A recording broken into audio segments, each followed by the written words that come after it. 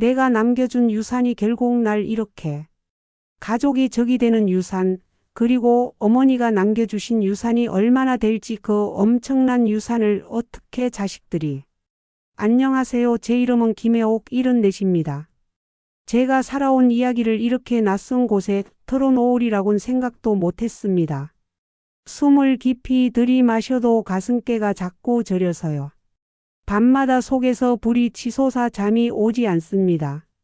이야기의 시작은 훨씬 더 오래전일지도 모르지요. 젊을 때야 가난했어도 마음만은 부자였거든요. 저는 평생 시골에서 남편 박만수와 농사만 지었습니다.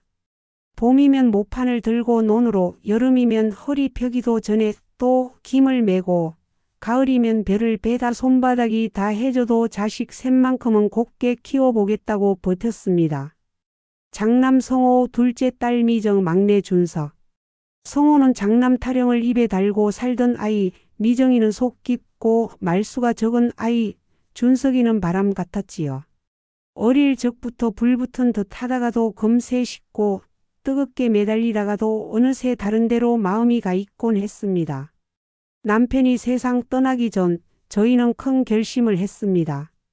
여보, 이제 우리도 늙어가니 서울에 아파트 하나 있으면 애들이 오가기도 편하고 당신도 병원 다니기 수월할 거야.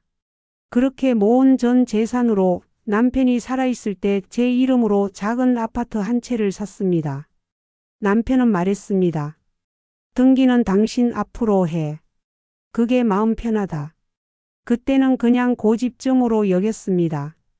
그런데 그 선택이 나중에 내 삶을 지키는 마지막 울타리가 될 줄은 몰랐습니다. 남편이 먼저 갔습니다. 장례식 날 성호는 제 손을 꼭 잡고 말했습니다. 엄마, 이제 제가 엄마 모실게요. 서울로 올라오시는 게 좋아요. 그 아파트도 제 명의로 해두면 세금이나 처리도 편하고 나중에 번거롭지 않아요. 그 말은 겉으로는 효자 같았지요. 무심히 듣다 보면 합리적이고. 그런데 제 귀에는 귓속말처럼 이상하게 들렸습니다. 아직 내가 살아있는데 왜 벌써 내 집을 남 이름으로 넘기나. 둘째 미정이는 단호했습니다. 엄마, 그 집은 엄마 집이야.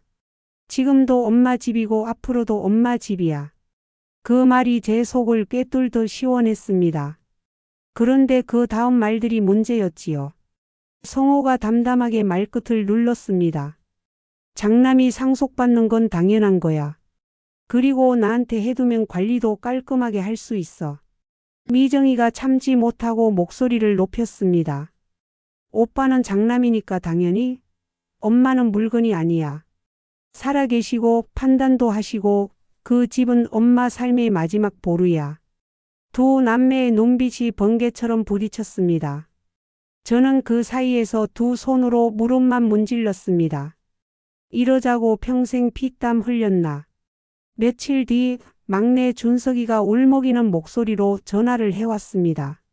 엄마, 나 이번에 진짜 크게 한 번만 도와주면 다시는 안 할게. 사업이 엎어졌어. 2천만 원만 구하면 살 수 있어. 아파트 담보로 대출 좀. 제가 그 자리에서 핏기가 싹 가셨지요. 이놈아. 내 아버지 피땀으로 산 집이야. 그걸 담보로? 그러자 막내는 조용히 말끝을 떨었습니다. 엄마, 나 진짜 이번엔 끝이야. 그 한마디가 참 사람 잡습니다. 어미 마음은 벼랑 끝에서도 자식을 먼저 잡더군요. 저는 결국 큰아들에게 연락했습니다. 성호야, 준석이가 많이 급한가 봐. 조금만. 말이 끝나기도 전에 성호가 딱 잘랐습니다. 엄마, 또요? 준석이 그 습관 못 고칩니다. 담보 잡아주면 끝도 없어요. 그날 밤 저는 잠자리를 3번이나 바꿨습니다. 베개를 끌어안고 뒤척이며 허공에다가 남편에게 말을 걸었지요. 여보, 내가 뭘 어떻게 해야 할까? 큰애 말이 맞나? 막내를 살려야 하나? 내가 틀렸나? 다음 날 아침 일이 터졌습니다. 성호가 법무사와 부동산 중개인을 데리고 시골집으로 내려온 겁니다. 엄마, 이게 명의 이전에 필요한 위임장이에요. 인감증명서만 떼다 붙이면 바로 됩니다. 제가 서울에서 다 처리할게요. 서류에는 증여계약서, 위임장, 그리고 등기신청서, 초안 같은 게 잔뜩 붙어 있었습니다. 법무사는 짧게 설명했습니다. 어머님이 지금 살아계실 때 증여하시면 절차가 간단하고요. 나중에 상속으로 가면 더 복잡해집니다. 그 말이 맞는지 틀린지 저는 알 도리가 없었습니다. 그저 펜을 쥐려다가 손이 떨렸습니다.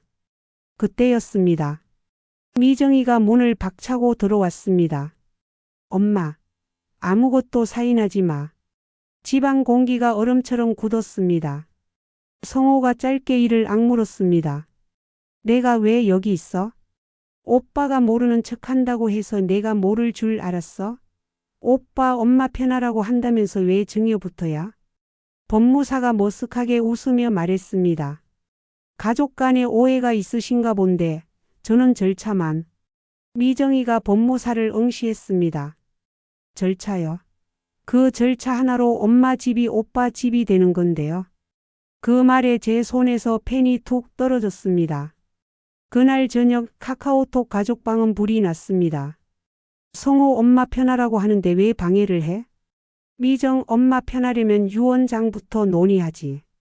생전 증여는 왜? 준석 둘 다 그만해. 엄마 힘들어 하시잖아. 성호 내가 할 말은 아니다. 담보 타령이나 하는 녀석이. 준석 형이 장남이면 다야. 엄마가 살아계신데 왜 형 마음대로야?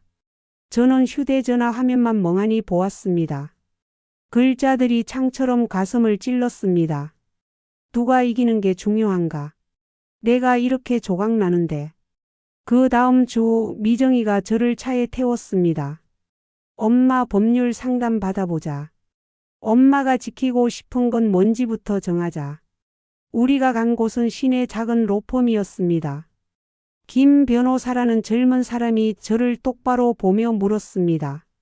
어머님 제일 무서운 게 무엇입니까? 집이 내 손에서 멀어지는 거요. 변호사는 곧장 메모를 했습니다. 지금 아파트는 어머님 단독 소유 맞으시죠? 그런 명의 이전은 어머님 의사 없이는 불가능합니다. 다만 가족 중 누가 인감증명서와 위임장을 확보하면 서류상 진행을 시도할 수 있으니 인감도장 분실 신고를 먼저 하시죠. 그리고 향후 분쟁을 대비해 공증 유언장을 준비하시고 혹시 모를 사태에 대비해 처분금지 가처분도 검토합시다. 저는 알 수 없는 말들의 고개만 끄덕였습니다. 그때 변호사가 말끝을 굵게 눌렀습니다. 그리고 장남분이 성년 후견을 신청할 수도 있습니다. 어머니가 판단 능력이 없다고 주장하며 재산을 관리하겠다는 거죠. 대비하셔야 해요. 그 말을 듣는 순간 가슴이 철렁 내려앉았습니다. 나를 내가 아닌 것으로 만들겠다고? 그날 오후 우리는 주민센터로 달려가 인감분실 신고를 했고 은행에 가서 OTP 재발급과 이체 한도 제한, 문자 알림까지 싹 다 걸어두었습니다. 그런데 이미 일이 번지고 있었습니다. 저녁 무렵 성호가 전화로 소리를 질렀습니다. 엄마 동네 망신 시키실 거예요? 인감분실 신고는 왜 해요? 성호야 난 그냥 무서워서 그랬다. 엄마가 나를 뭘로 보는 거야? 그 말이 칼날처럼 귀를 베었습니다. 나는 대답하지 못했습니다. 미정이가 옆에서 제 손을 꼭 눌렀습니다. 전화를 끊자마자 변호사에게 문자가 왔습니다.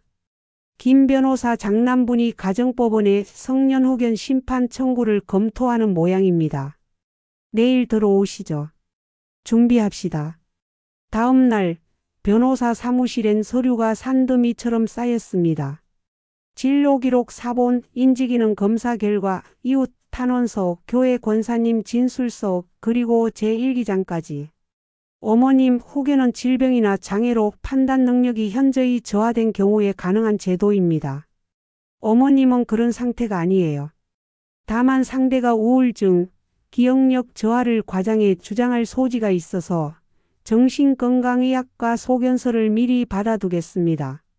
그날 저는 의사 앞에서 떨리는 손으로 날짜를 적고 숫자를 세고 그림을 따라 그렸습니다. 의사가 미소를 지었습니다. 연세치고 아주 정확하세요. 치매 소견 전혀 없습니다. 그 말을 듣는 순간 저는 눈물이 픽 맺혔습니다. 나 아직 선명하구나. 나 아직 나구나. 며칠 뒤 법원 복도.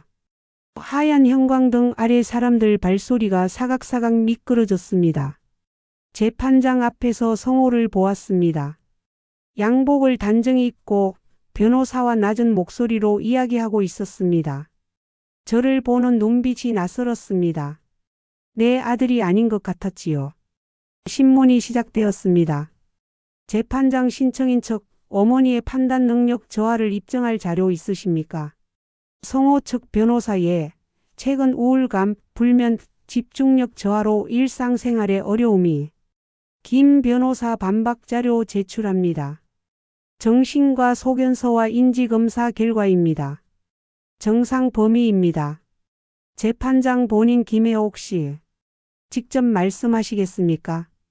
저는 의자 끝에 앉아 마른 침을 삼키고 입을 열었습니다. 재판장님, 저는 제 집을 제가 지키고 싶습니다. 누구에게도 팔 생각 없습니다. 제가 원하면 그때 제가 결정하겠습니다. 지금도 제 정신은 제 것입니다. 그 순간 옆에서 누군가 훌쩍이는 소리가 들렸습니다. 우리 옆집 박 아주머니였습니다. 재판장님, 저희가 수요일마다 시장을 같이 가요. 혜옥 씨가 가계부를 더 정확하게 씁니다. 고추장값 오른 것도 기억하고요. 정신 똑바른 분입니다. 법정에 잔물결이 퍼졌습니다. 재판장은 한번 고개를 끄덕이고 양측의 서류를 넘겨보다 말했습니다. 판단 능력 저하 소명 부족. 성년 후견 기각. 그 한마디에 제 무릎에서 힘이 풀렸습니다. 그런데 이상하게도 마음이 온통 편안해지진 않았습니다. 이걸로 끝이 아니다. 얘가 내 아들이 멈출까? 예상대로 성호는 멈추지 않았습니다. 그 주말 그는 미정이와 저를 가족 회의라며 서울로 불러냈습니다. 장소는 아파트 근처 고깃집. 불판 위에 고기가 지글거리는데 나도 모르게 냄새가 역합니다. 성호가 종이를 내밀었습니다. 엄마 부양계약을 씁시다. 매달 생활비는 내가 드릴겨. 대신 집은 내 관리 아래 두는 걸로, 처분은 내가 결정하는 걸로. 미정이 젓가락을 내려놨습니다. 그건 계약이 아니라 양도각서야. 오빠가 엄마를 관리하겠다는 말 자체가 폭력인 거 몰라? 넌 왜 매사를 그렇게 휘어듣니? 관리가 아니라 보호야. 보호? 엄마는 물건이 아니라니까. 말이 말에 섞여 고깃집 소음과 함께 둔탁하게 떨어졌습니다. 저는 그 자리에서 조심스럽게 말했습니다. 성호야, 내가 생활비 준다고 했지. 그 마음은 고맙다. 그러니 매달 50만 원만. 나머지는 내가 알아서 할게. 성호의 눈빛이 흔들렸습니다. 엄마, 내가 드리는 돈으로 뭐 하실 건데요? 또 준석이 도와줄 거잖아요. 순간 미정이도 저를 향해 눈빛이 슬쩍 흔들렸습니다. 엄마, 준석이 얘긴 나중에 하자. 지금은 털어막는 게 우선이야. 그 말에 저는 죄인이 된 것 같았습니다. 내가 누구보다 아이들을 사랑했다. 그런데 왜 사랑이 철컥철컥 수갑이 되는가? 며칠 뒤 진짜 일이 났습니다. 한밤중에 은행 문자가 울렸습니다. 알림 490만 원 출금. 심장이 철렁 떨어졌습니다. 새벽 2시. 저는 미정이 집으로 전화를 걸었습니다. 미정아, 돈이 빠져나갔다. 엄마 앱 잠금했잖아. 잠깐 엄마, 혹시 준석이? 말이 끝날 즈음 다시 문자가 왔습니다. 알림 70만 원 출금. 우리는 새벽부터 은행 콜센터에 전화를 걸었습니다. 확인해 보니 제 체크카드 사본과 도장으로 오프라인 출금이 2건 있었다고 했습니다. 머릿속이 새하얘졌습니다. 미정이 목이 쉬어라 소리를 질렀습니다. 준석이 어디야? 준석의 목소리는 맥이 풀려 있었습니다. 누나, 나 진짜 죽을 뻔했어. 카드를 좀 잠깐 엄마한테 말하려 했어. 저는 입안이 바짝 마르면서도 겨우 묻었습니다. 내가 내 도장은 어디서? 엄마 방 서랍에 늘 있잖아. 그 말에 손끝이 싸늘해졌습니다. 내 집에서, 내 방에서 내 도장이 자식을 통해 훔쳐진 거였으니까요. 그날로 준석이는 집으로 들어왔습니다. 울면서 무릎을 꿇었습니다. 엄마 미안해. 진짜 미안해. 나 살려고 그랬어. 저는 말없이 고개만 끄덕였고 미정이는 이를 딱딱 갈았습니다. 엄마 이건 형사 고소를 각오해야 하는 문제야. 하지만 일단은 엄마 의사대로 할게. 저는 조용히 고개를 저었습니다. 고소는 나중에. 대신 오늘 여기서 약속을 써. 그리고 병원 가봐 준서가. 내가 왜 이 지경이 됐는지. 그날 차용증, 반환계획서, 재발방지 서약서, 그리고 치료 동의서까지 변호사가 준 서식대로 적고 도장을 찍었습니다. 사람 마음이란 게 참 이상합니다. 서류를 한 장 한 장 겹쳐두면 금방이라도 마음이 단단해질 것 같지요. 하지만 밤이 오면 글자들은 종이에서 걸어나와 내 가슴 위를 밟고 지나가는 것만 같았습니다. 성호는 이 일을 알자마자 소리쳤습니다. 봤죠? 이래서 내가 관리해야 한다니까요. 처분금지 가처분 걸어서 엄마 재산 함부로 못하게 합시다. 미정이가 딱 잘났습니다.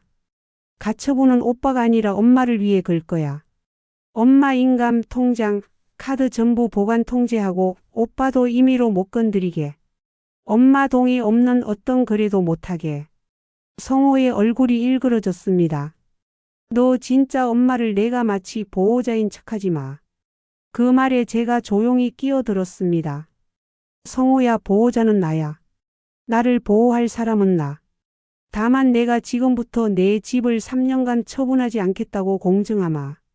그 대신 너희도 내 삶에 끼어들지 마라. 생활비? 내가 주겠다면 고맙게 받지. 그러나 어디에 쓰는지는 묻지 말아라. 나 나대로 살게. 그 자리에서 모두가 잠깐 조용해졌습니다. 하지만 고요는 오래가지 않았지요. 며칠 뒤 변호사에게서 전화가 왔습니다.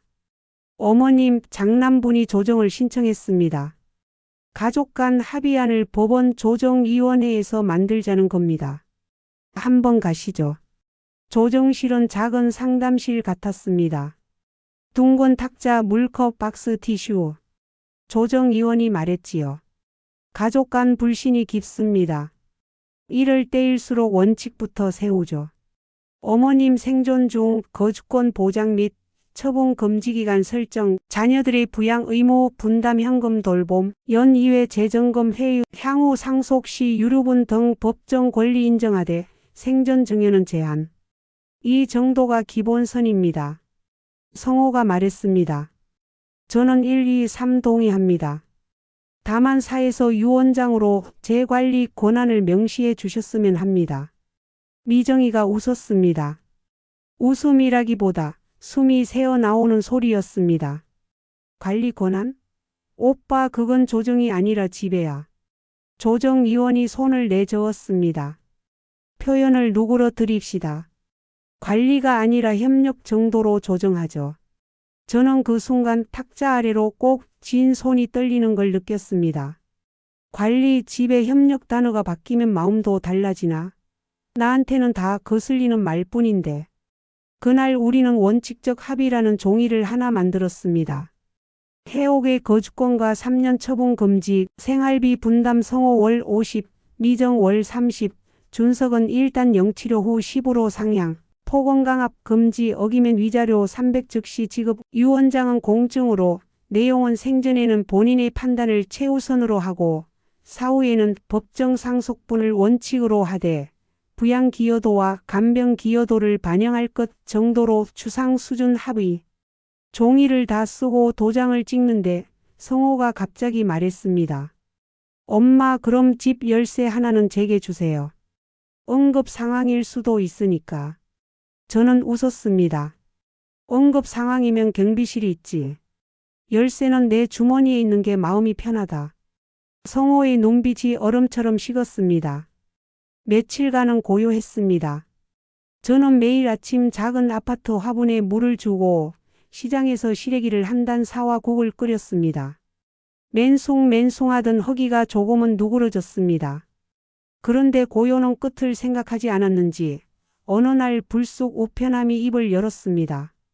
서울가정법원 임시처분 신청서 송달.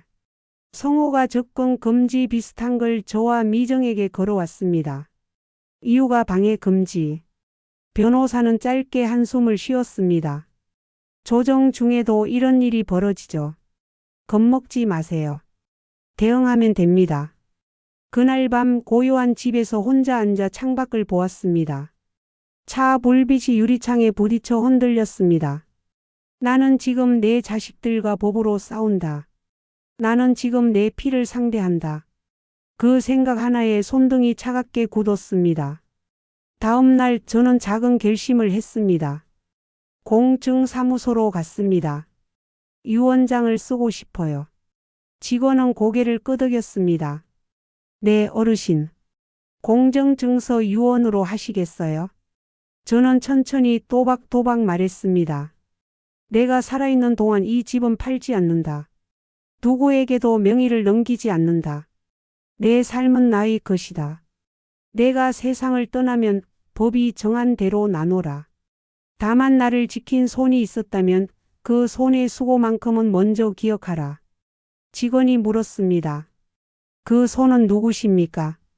잠깐 눈을 감았습니다. 남편이 떠난 뒤 살랑이는 바람처럼 내 삶을 지탱해준 손들이 스쳐 지나갔습니다.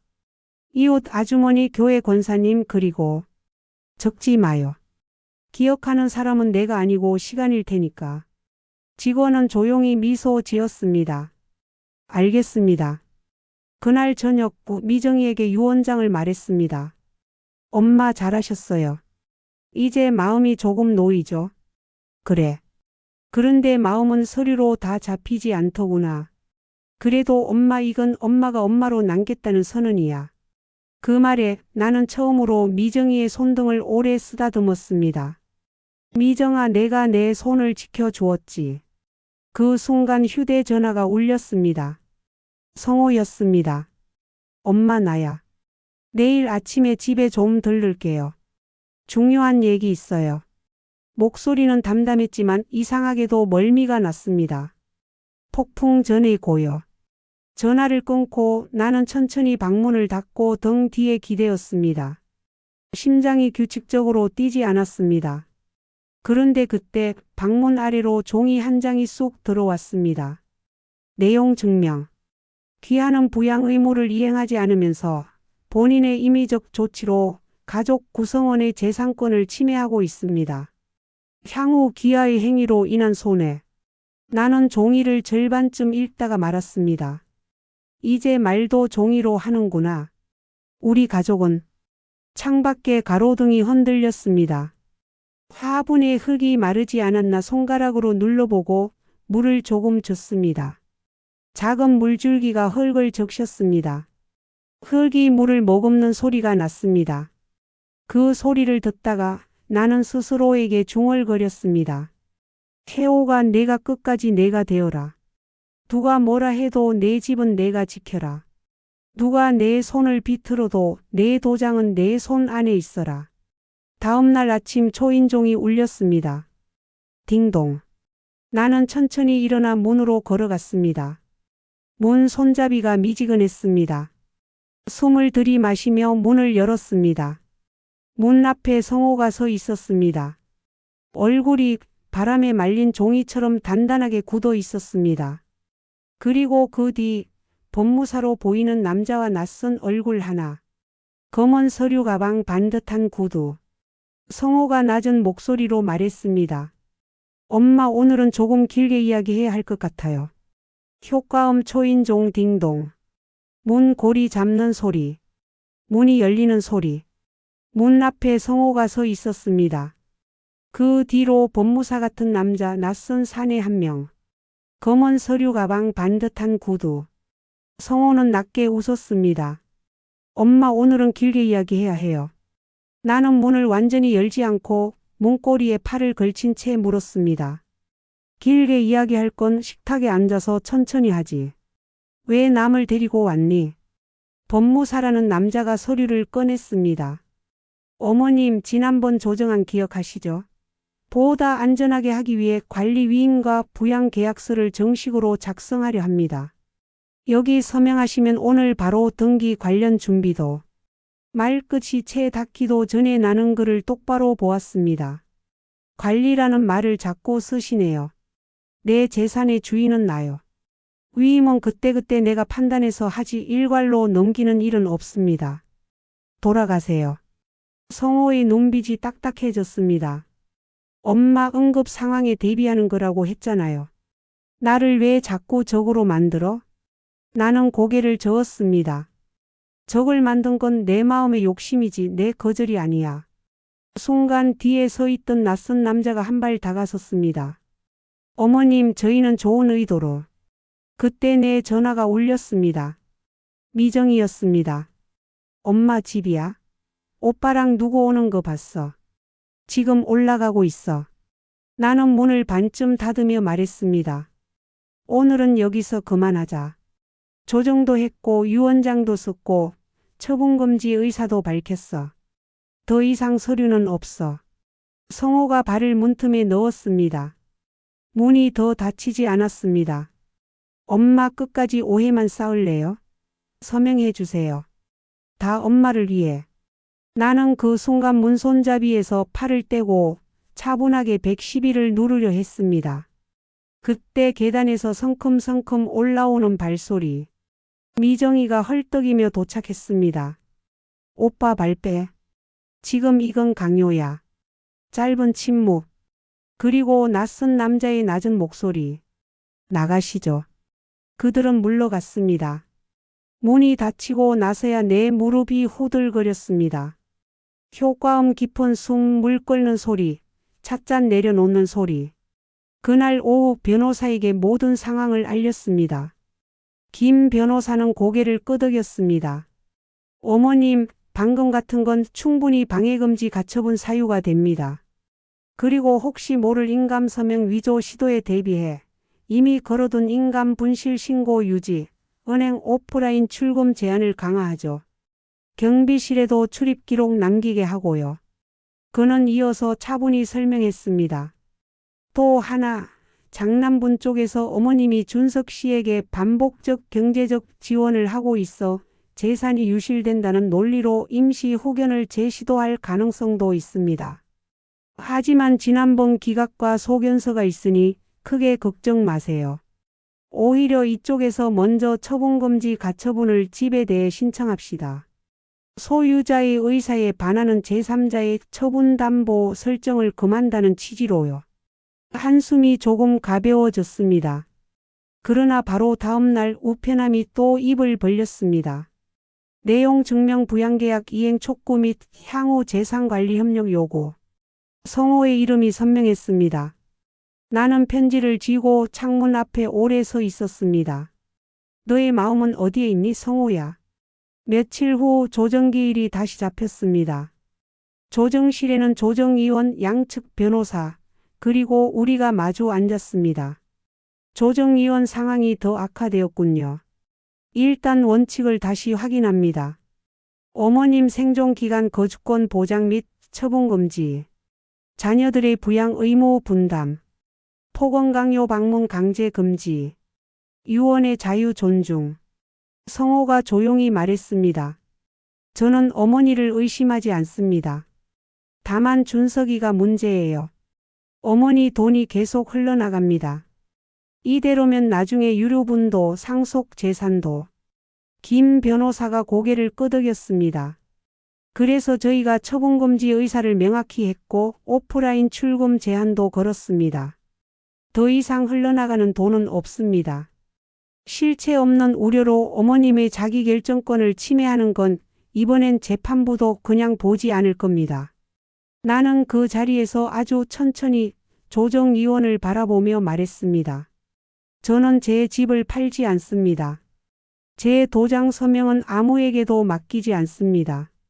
제 삶은 제 것입니다. 제 자식들에게 부탁합니다. 효도라는 말에 내 선택권을 묻지 말아라. 조정위원이 기록을 멈추고 내 얼굴을 보았습니다. 네, 어머님 의견 기록하겠습니다. 오늘 조정은 현 상태 유지로 종결하고 추가 다툼은 각자 법적 절차로 하십시오. 회의실 밖으로 나오며 복도 끝에서 성호가 멈춰 섰습니다. 그는 낮게 말했습니다. 엄마, 나는 엄마가 내 편이길 바랐어. 근데 엄마는 늘 준석이랑. 나는 고개를 저었습니다. 나는 내 편이다, 성호야. 내 편도 준석이 편도 아니야. 내 삶의 편. 그날 밤 전화가 울렸습니다. 낮은 손이 젖은 듯한 목소리. 준석이었습니다. 엄마, 나 병원 다니기 시작했어. 상담하고 약도 먹고. 돈은 일용직부터라도 벌어서 갚을게. 그날 엄마 돈 손 뗀 거 진짜 죽을 때까지 죄송해. 나는 오래 침묵했습니다. 준서가 너 스스로 시작한 거냐? 응. 누나가 같이 가졌어. 나 배나고 싶어. 내 가슴 어디선가 아주 얇은 실 하나가 조용히 떨리는 게 느껴졌습니다. 그럼 증명해라. 말로가 아니라 시간으로. 그러던 어느 아침 은행 담당자로부터 연락이 왔습니다. 어르신, 최근 지점 내 인감 확인 시도가 있었습니다. 어르신 명의였지만 사진 대조 과정에서 본인과 불일치로 거절 처리했습니다. CCTV 자료는 보관 중이고 필요하시면 제공합니다. 김 변호사는 그 전화를 듣고 표정이 달라졌습니다. 이건 중요합니다. 인감 도용 시도 정황이네요. 누군가가 위임장이나 대리 신청을 시도했을 가능성이 큽니다. 은행과 협의해서 자료를 확보하고 사문서 위 조의 조사문서 행사 미수로 형사 고소를 준비하겠습니다. 나는 다리가 순간 허공에 떠 있는 듯 했습니다. 만약에 그게 누구더냐. 단정한 건물입니다. CCTV 확인하고 말씀드리죠. 이틀 뒤 우리는 은행에서 CCTV 일부를 확인했습니다. 화면 속의 남자. 마스크를 쓰고 모자를 눌러 쓰지만 어깨선과 보폭, 손의 습관. 나는 그 그림자를 알고 있었습니다. 뼈가 차게 식어들었습니다. 성호냐? 변호사는 고개를 갸웃하며 말했습니다. 얼굴은 명확하지 않습니다. 그러나 동선 지점 시각이 조정 직후와 겹칩니다. 직접 거론하진 맙시다. 법이 확인해 줄 겁니다. 그날 저녁 나는 혼자 아파트 화장실 거울 앞에서 한참을 서 있었습니다. 거울 속 여자는 74. 그러나 눈동자는 20살 때의 그것과 같았습니다. 빼앗기지 마라. 우리는 형사 고소를 진행했습니다. 경찰서 조사실 노란 조명 아래 서류가 탁자 위에 정갈이 놓였습니다. 담당 수사관이 물었습니다. 고소 취지는 피해자 미상으로 사문서 위조 및 행사 미수, 사기 미수입니다. 은행 CCTV 통화 내역 출입 기록 등 확보 요청 들어갑니다. 며칠 뒤 경찰에서 연락이 왔습니다. 참고인 조사 중 성호 씨가 출석했습니다. 본인은 부인하지만 동선 차량 번호가 CCTV와 맞물립니다. 계속 수사하겠습니다. 밤이 깊을수록 창밖의 불빛들이 비틀거렸습니다. 나는 베개를 끌어안고 아주 작은 목소리로 중얼거렸습니다. 성호야, 왜 거기까지 가니? 왜 너를 다치게 만드니? 민사도 시작됐습니다.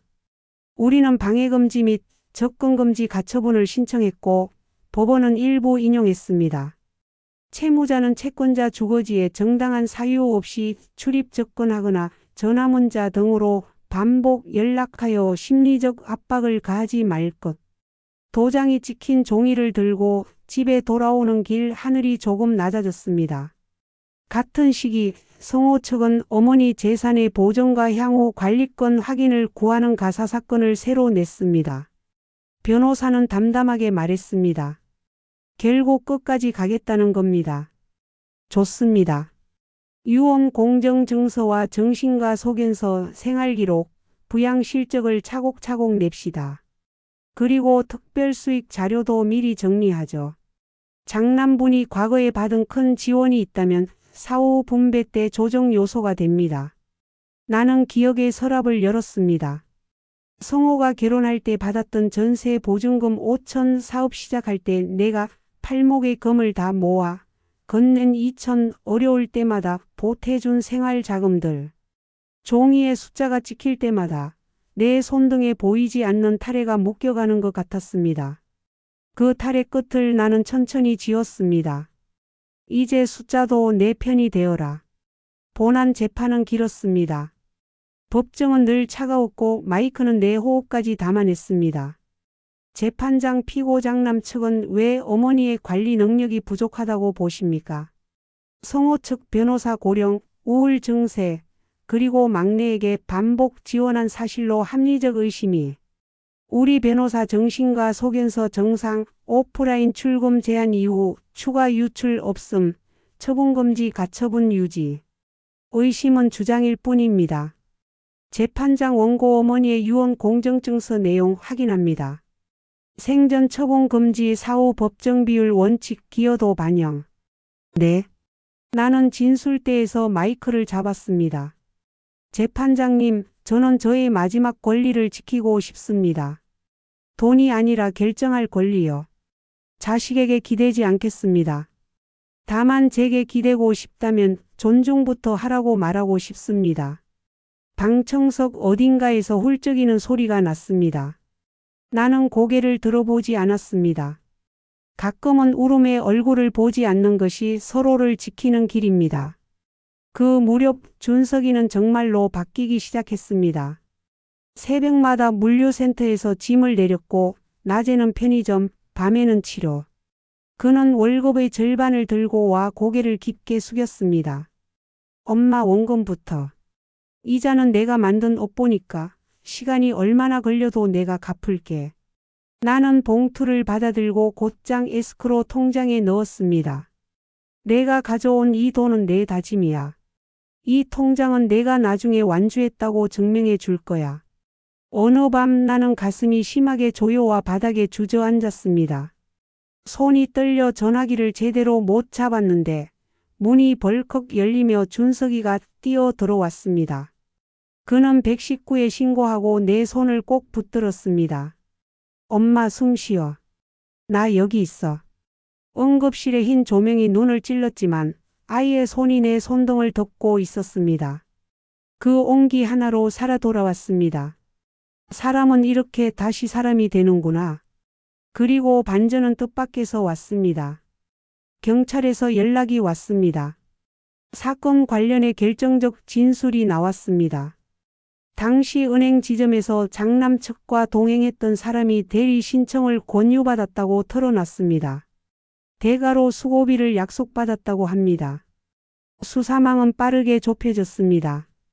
성호는 끝까지 부인했지만 통화 내역, 차량 위치 기록, CCTV가 겹치며 결국 검찰 송치 결정이 내려졌습니다.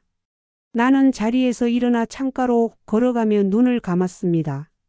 이게 내가 바라던 정의였는가? 이게 내가 맞을 벌이었는가?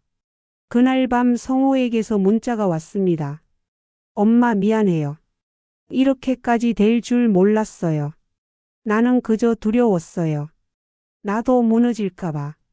그래서 붙잡으려다. 나는 답하지 않았습니다. 뻣뻣한 침묵 속에서 화분 흙을 손가락으로 눌러보았습니다. 촉촉했습니다. 몇 달이 더 흘렀습니다. 형사는 법의 절차대로 흘렀고 민사의 본안 판결이 내려졌습니다. 재판장. 피고장남는 원고 어머니의 거주지에 정당한 사유 없이 출입 접근하거나 반복적 연락으로 압박하는 행위를 해서는 아니 된다. 이를 위반할 시 위자료 지급.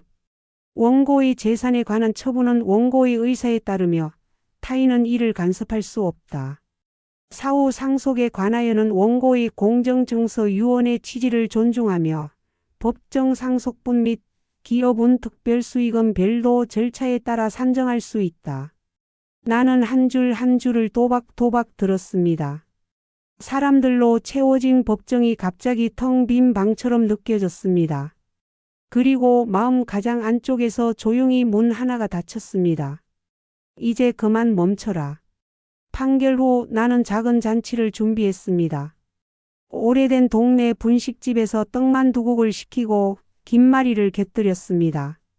미정과 준석, 옆집 아주머니, 교회 권사님. 우리는 둥근 테이블에 둘러앉아 뜨거운 국물을 호호 불었습니다. 미정이 내 손을 꼭 잡았습니다. 엄마 끝났어. 이제 진짜 엄마의 시간으로 돌아가. 나는 고개를 끄덕였습니다. 그래. 내 시간으로. 준석이는 숟가락을 내려놓고 고개 숙여 인사했습니다. 엄마, 누나, 나 다시 태어날게. 약속 지킬게. 나는 그 아이의 등을 토닥였습니다. 태어나는 데에는 시간이 든다. 하루에 한 번씩 내가 되어라. 식사가 끝날 무렵 문이 열리고 성호가 들어왔습니다. 모두의 시선이 그에게 꽂혔습니다. 성호는 조심스럽게 내 앞에 서서 허리를 굽혔습니다. 엄마, 죄송합니다. 분식집의 김냄새 사이로 그의 목소리가 아주 작게 떨렸습니다. 나는 두려웠어요. 내가 마디인데 실패자가 되는 게. 그래서 집을 붙잡으면 내 삶이 무너지지 않을 것 같았어요. 그런데 붙잡은 게 엄마였네요. 엄마를 잡아당겼네요. 그는 봉투 하나를 꺼냈습니다. 변호사비의 절반은 제가 부담하겠습니다. 그리고 접근금지 어기는 일 다시는 없습니다. 나는 봉투를 보지 않았습니다. 대신 그 아이의 눈을 보았습니다. 어느 쪽도 승리하지 않은 눈. 어느 쪽도 완전히 패배하지 않은 눈. 인간의 눈. 성호야. 벌 받은 것보다 배운 것을 잊지 마라. 너는 장남이기 전에 한 사람이다. 그리고 나는 내 엄마다. 내 것이 아니라 내가 존중해야 할 사람. 그는 조용히 고개를 끄덕였습니다. 내 엄마. 며칠 뒤 나는 공증사무소를 다시 찾았습니다. 유언 보완을 위해서였어요. 직원에게 차분히 말했습니다. 내가 떠나면 법이 정한 목대로 나눠라. 다만 간병과 부양 기여를 명확히 반영하라. 둘째 딸 미정의 기여분을 기록해달라. 막내 준석에게는 조건부 유증을 하겠다. 치료와 상담을 2년 이상 성실히 이행하고 에스크로 계좌의 상환 완료 인증이 되면 약정한 추가 몫을 준다. 장남 성호에게는 과거 지원한 특별수익 내역을 첨부하라. 그리고 마지막에 한 문장을 추가하라. 직원이 고개를 들었습니다. 어떤 문장일까요? 나는 한 글자씩 또박또박 말했습니다. 내 자식들에게 부모의 집은 상처를 묻는 창고가 아니다. 서로를 가두는 감옥도 아니다. 내가 어른이라면 내 상처를 내가 들고 걸어라. 그리고 서로의 손을 잡고 미래로 걸어라. 직원은 미소 지으며 받아 적었습니다. 네, 어르신. 봄이 왔습니다. 아파트 화분에 초록싹이 솟았습니다. 나는 작은 냄비에 시래기국을 끓였습니다. 국물이 끓을 때 문이 2번 두드려졌습니다. 첫 번째는 미정이, 두 번째는 준석이. 우리는 세 식구가 나란히 앉아 따뜻한 국을 나눴습니다. 식사를 마치고 베란다에 서서 하늘을 올려다보았습니다. 햇살이 유리창을 닦아 놓은 것처럼 투명했습니다. 나는 조용히 중얼거렸습니다. 여보, 나 해냈어. 내가 나를 지켰어. 당신이 내 이름으로 사두었던 그 집, 그 마음, 그 의지. 우리는 넘어지고 다시 일어나는구나. 자식들은 넘어지고 또 배우는구나. 전화가 울렸습니다. 성호였습니다. 엄마, 오늘은 회사 일 끝나고 집 앞까지 모셔다 드릴게요. 잠깐 얼굴만 볼게요. 괜찮죠? 나는 웃으며 대답했습니다. 그래. 현관 앞 가로수가 새잎이 났다. 그거 보면서 같이 걷자. 전화를 끊고 화분에 물을 주었습니다. 흙이 물을 마시는 소리가 들렸습니다. 내 삶도 그렇게 물을 마셨습니다. 에필로그 낭독 마무리 멘트. 사람들이 말합니다. 유산은 돈이라고. 하지만 나는 알게 되었습니다. 유산은 결국 사람이라고. 내가 남길 수 있는 가장 큰 유산은 나답게 산 시간과 서로를 존중하라는 약속이었습니다. 나는 내 집을 지켰고 더 중요한 것은 나 자신을 지켰습니다. 그리고 내 자식들도 각자의 자리를 찾아갈 것입니다. 누군가는 벌을 받고 누군가는 눈을 떴고 누군가는 손을 내밀었습니다. 그게 권선징악이면 나는 이런 결말이 좋습니다. 악은 법의 벌을 받았고 선은 서로의 손을 붙잡았습니다. 나는 오늘도 시래기국을 끓입니다. 작은 불 위에서 국물이 사박사박 끓어오르면 내 마음도 천천히 따뜻해집니다. 내 이름은 김혜옥 74. 오늘도 내 삶의 주인으로 살아갑니다.